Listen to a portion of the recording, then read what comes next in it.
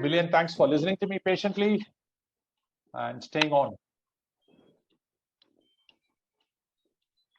Floor is open. It's open for question and answers. Either you can unmute or not just question and answers, any kind of reflections you want to do as well. Yeah.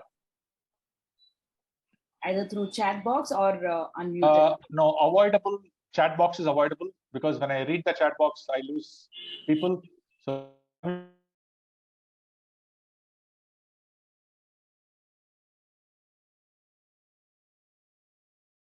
mute myself. Rangaji, Palani, again, really good. One more time, I think the layers that you talk about, from all the way from the Vedas, the Smritis and Sutras and things like that, was very beautifully laid out. I think that's not something, in spite of the fact that I am initiated new into this. Growing up, we don't necessarily learn any of these things. So thank you for that. Okay. I thought that's just made a commentary. No questions at this point, just a commentary. Very well articulated in terms of the architecture that you talk about. Thank you. You are muted. You're in mute. Thank you, Palani. There's a small rule. All of us address each other by first name. Is it okay?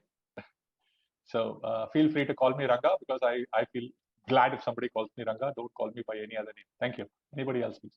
Amrita, go ahead. I can see your hand up.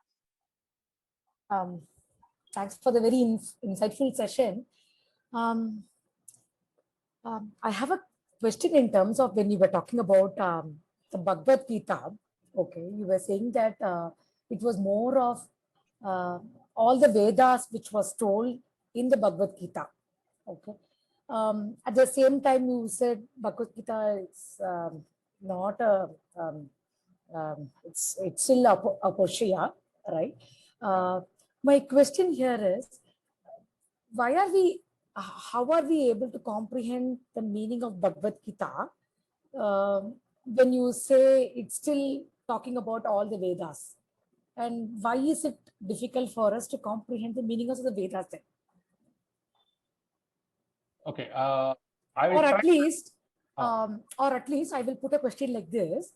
Why is that the meaning of Bhagavad Gita being told more than the meaning of Vedas? Yeah, good question, Amrita. I think I have understood your question. Suppose if my response is not in line, that means I have not understood your question. So I need a little elaboration. Bhagavad Gita is not complete Vedas. It's an essence of Vedas which has been taken. Is that fine? So that's why we are able to compress the Bhagavad Gita into just 18 chapters in some slokas, and the essence of Vedas have been taken and presented as the Gita. That's all. We know only Bhagavad Gita as told by Krishna, but actually every avatar has given Gita. Okay, Rama has given Gita, which is called Rama Gita. Right. In fact, after the war is over, Rama asks Lakshmana to go and seek knowledge from Ravana. Okay, so we have different texts and different people giving their wisdom, and everything. Every avatar has seemed to have given a Gita, but only Bhagavad Gita is more popular because the content of Bhagavad Gita is the essence of Vedas. That's all, nothing else. Right, and that's why we need a lot of Bhashyams even for Gita to understand. Right. It's not directly relatable. So we need a lot of Bhashyakaras to come and.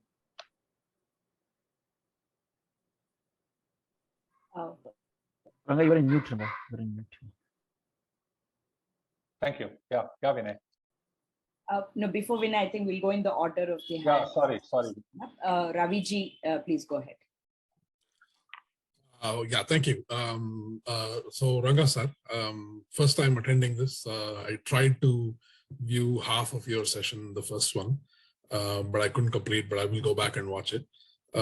So like the other person said, the architecture that you articulated, very well done. I had known about it, but I didn't know the order.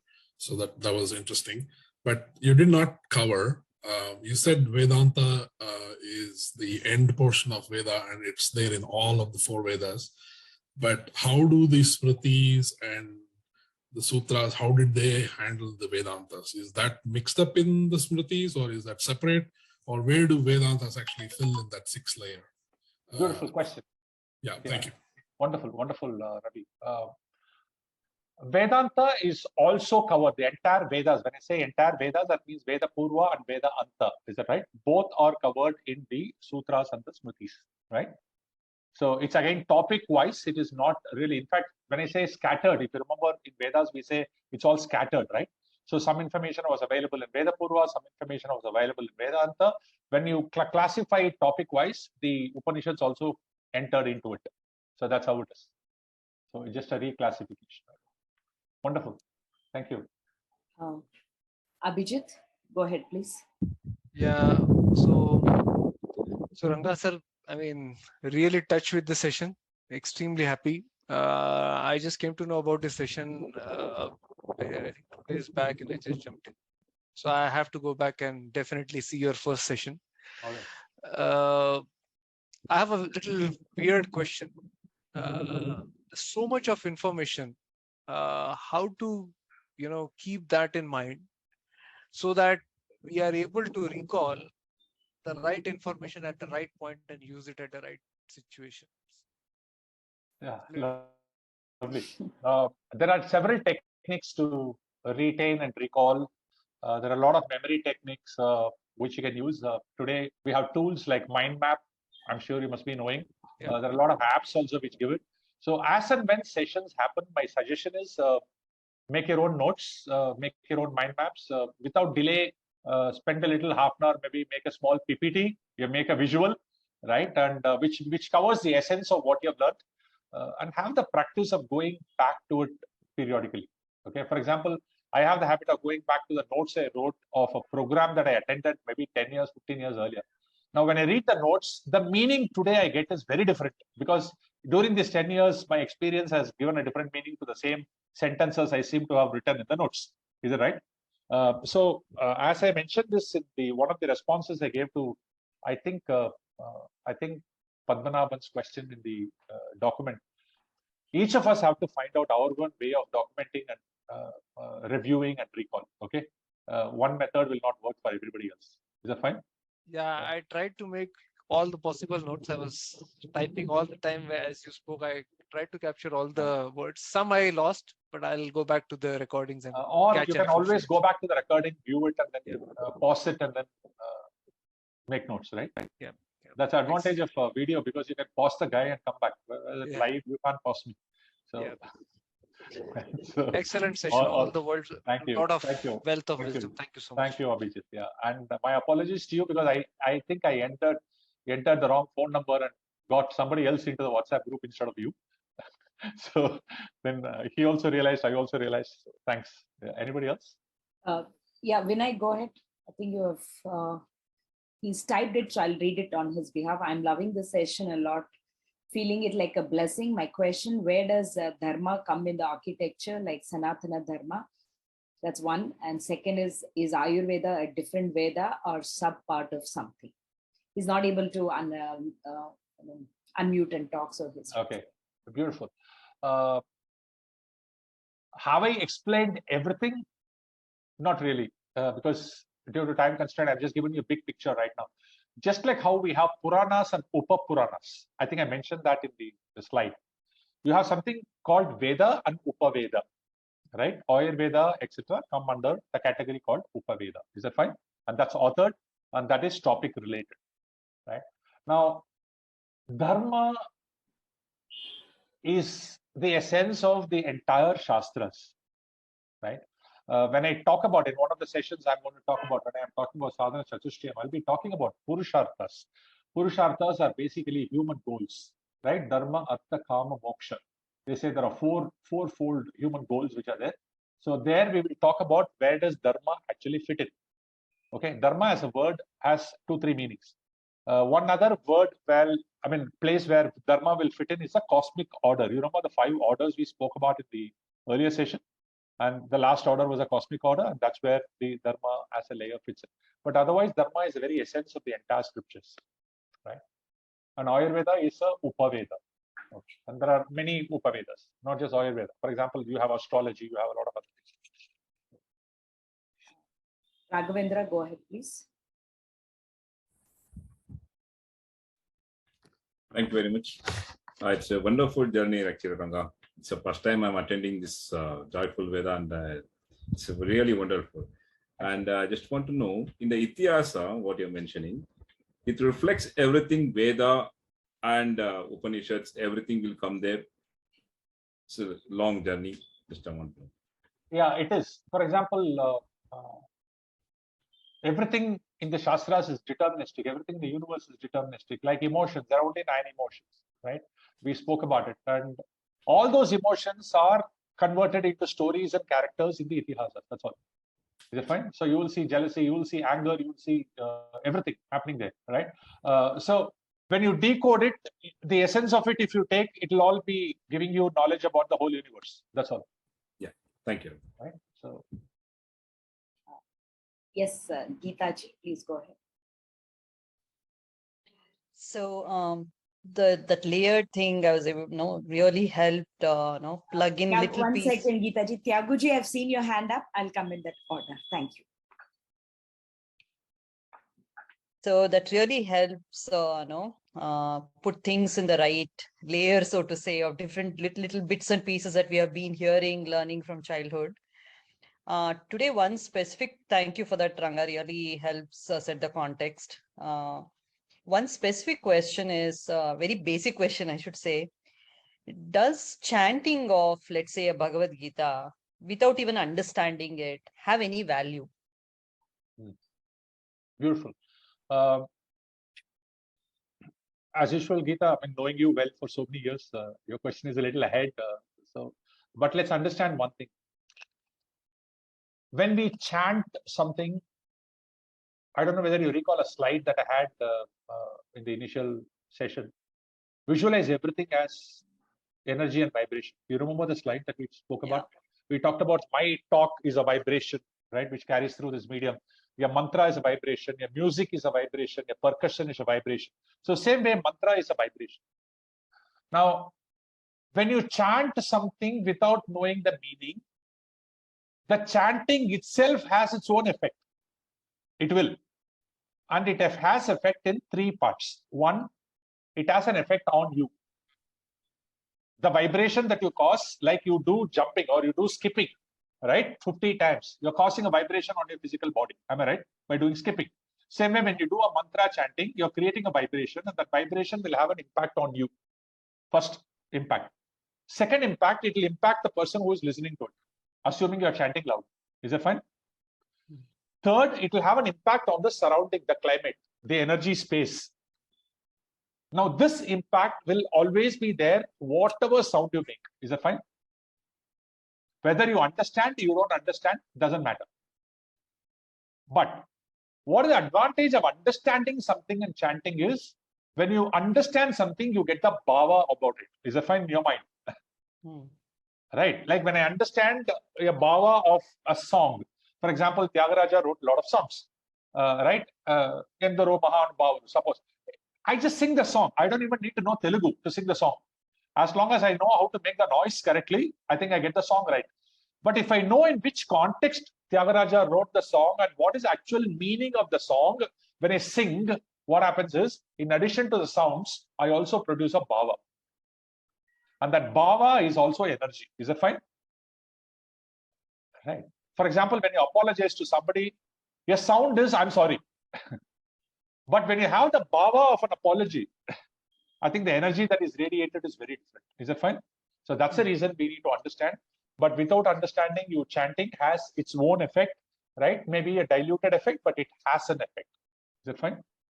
Thank you. Yeah, right. Next is Kumarji. Please go ahead with your question or comment. Namaste, everybody. When I went through Ranga's session on this architecture of Vedas, it, washed away a lot of cobwebs in me, meaning it has helped me to be very, very grounded. And even if that will go a great way in avoiding straining when I'm reading Vangmaya, the Vedanta, the Vangmaya. I don't know what to say in English, the entire sacred literature. So what I plan to do is I just plan to draw this graph, pictorial representation.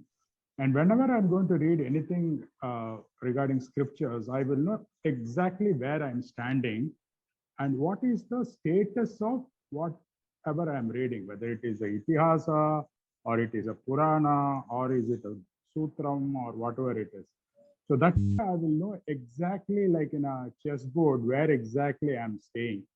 So this session has really helped me out on to very great extent in making me grounded. And even if I stay, I know where exactly I'm going and where exactly I can come back. Having said that, if I may, I'm also seeking your permission to answer what Abhijit raised, that how do I, this whole thing looks very, very overwhelming.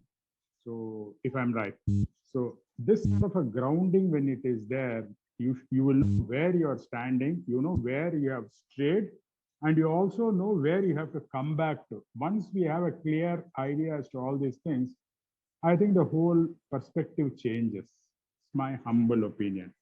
Namaste. Thank Thank you. you. Thank you, Kumar. Can I now request Tyagarajan ji to ask his question? He had raised physically the hand. Yes, please go ahead. Hari Om to everybody. I just wanted to share my thought as a reaction to listening to Ranga. The way he has talked about structural and methodical learning, I've been trying to listen to Vedanta for the last 2 decades. Almost 20 years back, I retired for this purpose, and I have listened to various Swamijis, including Ranga's Swamiji, Dayananda, and Paramatmanda. But the way he has structured and put the layers is very intriguing, because it gives a lot of questions answered by the way it is being followed. So I'm very thankful to that. One of the examples I wanted to give was, he was saying how the Sastras were put down to Smriti because they wanted to bring in the emotional aspect of it, and slowly coming down to Puranas and the Tikasas. So he raised one particular point: the human tendency is to stick to the problem, stick to the wrong emotions or negative emotions and words, like anybody abusing you, remember, for a very long time you were saying. So probably this is the point which is being exploited in all the TV serials. They keep highlighting all the bad moves made by the villain, and very slowly how the so I was wondering why these people constantly imposing this and creating negativity in the people who view. So I was very upset, and every time I get emotionally upset about this, but I understand it is nothing but exploitation, just like your advertising and all. So this has been rightly answered by Ranga. I'm thankful to you. Thank you. Thank you, sir. Thank you, sir. Meena? Go ahead, Meena. You're on mute, Meena. Okay. Yeah. Namaskaram to everybody. I missed the first session. Today also I just switched on somewhere about half the way. But I got in just at the right moment to see the hierarchy, what you were showing. And it sort of made me so happy that all these years, like last 2-3 years, I have been following some Vedanta through listening on my phone every morning because of my relatives telling me. So I used to, like someone else was also mentioning, I used to listen to it or just only understanding parts of it. But today, after knowing the hierarchy, it's so wonderful. You can actually feel where you are, like somebody else also was saying. And That's a very comforting feeling, I feel. That's the thing. Second thing is what Abhijit was mentioning. Even I used to feel like that, there's so much of information. Oh my God, how am I going to keep this in my mind? But I consoled myself, or I found one small method. I don't know, now Ranga has to tell me if it's okay, at least temporarily, till we become better after listening to your classes. I consoled myself by saying that just assume that there is this God inside you, Narayana inside you, and God is talking to you all the time. So just listen and you will be doing right most of the time. So all that can be condensed into that I console myself like that. Sure, Is it perfectly okay? fine. In fact, I would say write your own sutras. Yeah. Right? So codify it in whichever way it's comfortable to you, and maybe you could share the sutras with everybody, and that could actually become your sutra. That's your contribution to the world. Right? Actually, I felt that every in life, when there is a big question coming up, this trying to listen to that voice helps. Yeah, sure, definitely. Thank you. Thank you. Thank you, Meena. We are at 10 o'clock now. Yeah. I still have 3 more hands up. Yeah, one thing, we stick to our values because people have planned their time. So it's highly possible that people have planned something at 10 o'clock. I am willing to stay on, maybe respond to a few more questions. But I think you have the freedom. If you have planned something, you have the freedom to log off. Okay. And those of you who are exercising the freedom to log off, pranams, namaskaram. Thank you so much for joining. And please join the next Thursday. And people who are choosing to stay back, please stay back. We continue. Yeah, thanks. And I will not log off. Okay, so yes, I also have the freedom, right? I mean, so. Okay, Subramaniaji, I've noticed your hand up. I'll come in the order. Please. Sure. Yeah. Shripati ji, please go ahead. Yeah, so Ranga, I think it was an eye-opener to listen to the entire architecture, and it gives us a lot more visibility on what it is. And so I think one of my fundamental question is, I mean, if I really want to have the sense of happiness and joy, I need to define a purpose. And I mean, all these years I have been struggling to find one. I'm unable to define my own purpose. Maybe a few things here and there, I think so a few things excite me. So I tend to jump into that and seek some kind of a happiness for a short while, but then later realize that that is not what it is.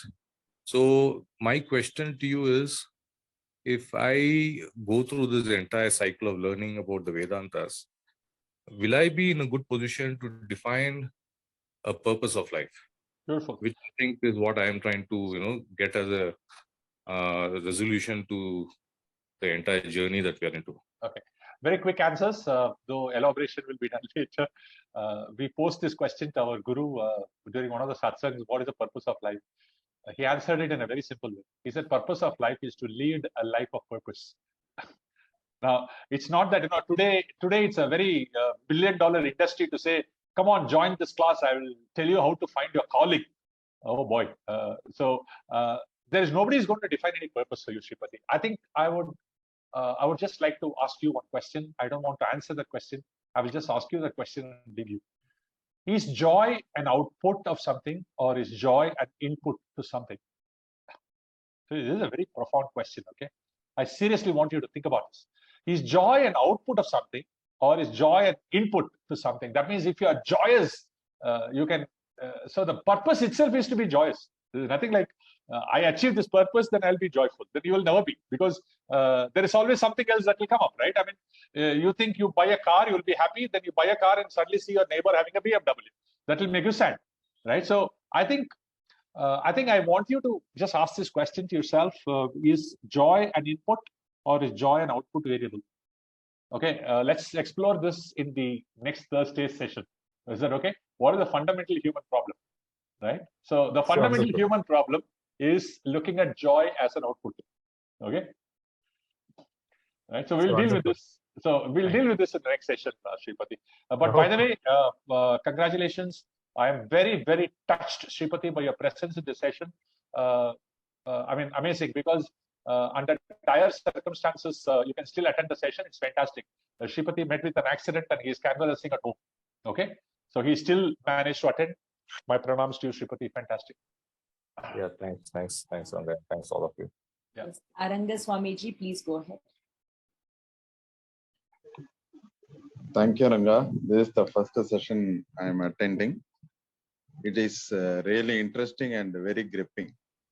My basic question is how to look Ramayana and Mahabharata, whether we have to take it as a story or a fact. Because this is we always say this is the birthplace. This is the bridge constructed by Rama. And this is Kandahar is the birthplace for Gandhari, like that we are listening. This is the Kurukshetra. So how to look at it, Ramayana and Mahabharata? Okay. How do you look at something depends on your objective. Okay. I know you as Babu, so I'll address you as Babu, okay? Okay. So even though your formal name is Arakaswamy. It depends on the objective, right? For example, if your objective is to be happy, then you look at Ramayana and Mahabharata and take the learnings out of it.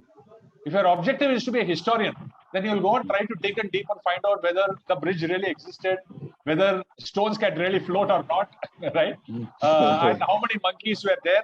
Because in one Ramayana, it is said 5,000 monkeys were fought the war. In another Ramayana, which is said 60,000 monkeys fought the war. Which Ramayana is correct? Whether it is Valmiki Ramayana, which is correct, or we will get into all those intellectual discussions if your objective is to do a PhD on that. Is it fine? But if your objective is to be happy, if your objective is to understand it from the essence point of view, then we remove our mind from all this. It doesn't really matter. Now, even if Mahabharata is a story, it is a much better story than the Shiva trilogy which Amish wrote. Okay. Right, the Immortals of Meluva, right. So because it's a very gripping story. I mean, you just understand it from that angle and just move on. Right. So I think a lot depends on your objective. I remember a friend of mine telling me that he has researched so much into the different meditation techniques of the world. He knows Indian meditation, Tibetan meditation, Taiwan meditation. He has researched so much into meditations. He has researched so much of publications on meditation. Only thing is he doesn't have time to meditate. Now you decide whether you want to meditate or you want to become a scholar in meditation. Okay. Okay. If you want to be a scholar in meditation, read his books. If you want to meditate, just close your eyes and stay in silence. That's it. Excellent, Ranga. So I think it depends on your objective. Okay. Correct. Yeah. Anyone else, please? Yes. Narahari, your hand was up earlier. Do you still have something to say? Or? Yeah, I thought it's too late. And Your choice. We are there. My question here is, yes, Joyful Vedanta, all this stuff, yes. We look at all this stuff. But very next day, we go to office. Okay, we are like confused. What do we have to? Because the anxiety in the office. Okay, very next moment, go from here, we look at emails. Okay, the whole thought process changes. Okay, but what I'm just looking from this like very structured approach. We learn small portions bit in our journey for like many years. It's not in a very structured way. But how we can control our anxiety through this? What I'm just looking here is, yes, we have office work, all this stuff, but this joyfulness of this, how can I cultivate in my mainstream what I just look at in my office work and other stuff, so that I don't get it, okay, the stress and all this stuff from my, Okay. I have a very funny answer to this. There is a medical solution to this. There is a tablet which you can take 3 times a day. I think you will be joyful, but the only problem is they call it drugs. Right. So it's like this. When I have taken so many years to be confused, I can't get clarity in one night, right? Yeah. Fine. So obviously, when you go back to office, something else will happen. Somebody else will happen. So I think you need to have your own structure to reinforce it, to remember it. So out of 10 times, you'll remember it only once, possibly. And that state will continue for 1 year. Then the second year, out of 10 times, you will remember it twice or thrice. Is it okay? Then slowly, when you remember all the 10 times, it becomes part of your second nature. It takes time. Yeah. Okay. So Take a- I'll, take a- yeah. So I'll share a very small story. I was just sharing this with Srividya the other day when we were driving. A guy who genuinely believed that he was a worm. Okay. And so he was afraid of birds because he was worried birds will eat him because he believed he was worm.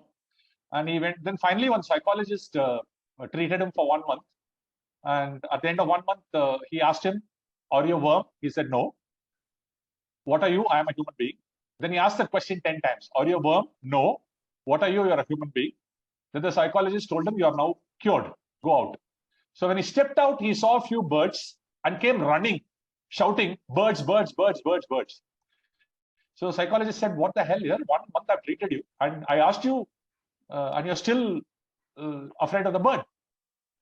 You know what he said? He said, "Doctor, you treated me, so I know I am not a worm, but you didn't treat the birds. Do they know?" Right? Now, just because you're attending a Vedanta session doesn't mean the rest of the world should change here. So that's why I asked my wife also to attend the other Right? So the rest of the world will still be what it is, right? So you still, what do you do with this knowledge is the question, right? So I think it takes time. Give yourself time. Don't be too much in a hurry, right?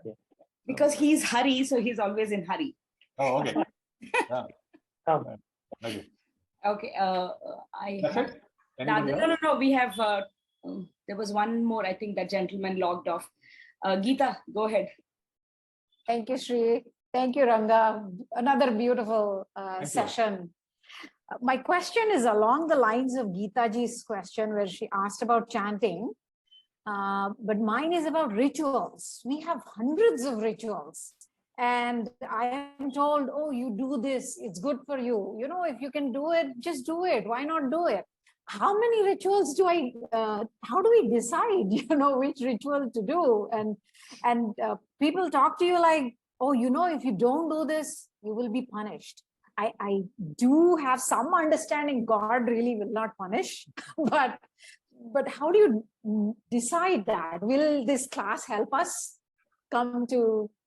I think, frankly speaking, how will this class help you? It's a very, very deep question, Geeta. How will this class help you? The class will help you to know what is changeable, what is not. First. Okay. Second, it will help you if something can be changed. What is it that you need to do exactly to change it? Is it fine? The class will definitely tell you that. It will. Right? But remember, a lot of human beings have added a lot of nonsense onto the entire Shastras. They have added their own perspectives, their own things, and you're not able to remove the, the junk, right? So I think we reach the core.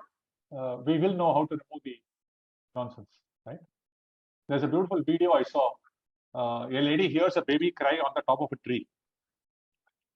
Okay, and she gets scared. She calls her husband, and the husband says, "I'm not hearing anything." After 1 hour, the husband hears the baby cry on the top of the tree.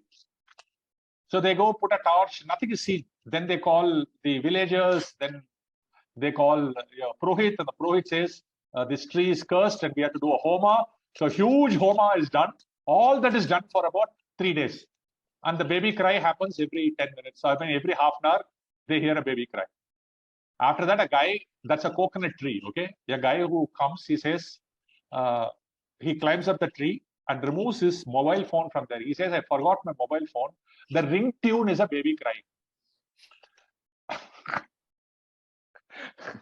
Right? But by then you're already done 100 homas, okay? Right? So I think it's important to know the root cause for certain things, and certain things are not changeable, certain things are. I think this journey will help you to differentiate. Is it fine? Yeah, okay, thanks. Anybody else? And that's it. Great, yeah. Sorry, thanks for staying 15 extra minutes of your valuable life, and I'm so happy to spend this extra time with you too. See, culturally in India, we are not used to expressing explicitly. We have this fundamental thing called, I have deep gratitude deep inside my heart. And how will I know that you have a gratitude or something? So I think somewhere my request is one small thing can change. So Start to express yourself explicitly. If you have a question, don't feel it's a silly question. Don't feel it's a stupid question. There is no stupid question. There can only be stupid answers. Okay. So don't have these thoughts. Post your questions. If you liked something, say it vocally in the group that you liked something. Is it okay? So that will motivate others and that will really create energy in the group. So go ahead and share your thoughts in the group. In fact, some of you last time wrote a message to me on the personal window. They wrote such beautiful message and they said, Ranga, I don't know whether I can express this in the group or not. I mean, it's your choice, right? So I think feel free. The next 2 days, 3 days, the group is open. Just go ahead and share your thoughts. Post your questions. We'll collate all your questions. I have a fantastic code team that will help me collate it, and we'll post it in the YouTube channel. Is it fine? Great, and please continue passing this reference if you think you benefited, if you think somebody else will benefit. It's not too late to register. People can register even now because the past sessions are available on YouTube, right? So help us spread the goodness, right? And we'll move on. Pranams, namaste. We'll close with a prayer. As usual, 30 seconds of total silence to calm our mind. And this prayer at the end is a great gratitude prayer where we express gratitude to the cosmos for giving us this free time, giving us no disturbance on technology, giving us no crisis in our respective lives, right? And so no thunders, no lightning hit us. So gratitude for a lot of things which we take for granted. 30-second silence, gratitude prayer.